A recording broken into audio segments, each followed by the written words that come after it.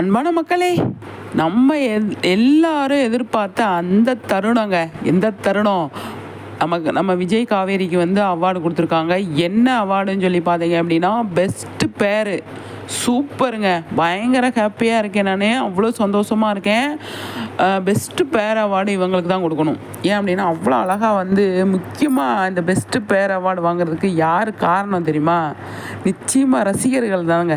Fans தான். விகான்னு சொல்லிட்டு நம்ம உருவாக்கி, விகா ஃபேன்ஸு அவ்வளோ அழகாக வந்து அவங்க ஒவ்வொரு வீடியோ, ஒவ்வொரு ஃபோட்டோ, ஒவ்வொரு இதையும் எடிட் பண்ணி, கட் பண்ணி இவங்கள போட்டு அவ்வளோ ஒரு அழகாக வந்து ட்ரெண்ட் பண்ணி சூப்பரான ஒரு விஷயத்த பண்ணாங்க. நிஜமாகவே அவங்க வந்து ஃபேன்ஸுக்கு தான் வந்து டெடிகேட் பண்ணாங்க இந்த அவார்டை. அந்த அளவுக்கு ஒரு சூப்பரான ஒரு அவார்டு.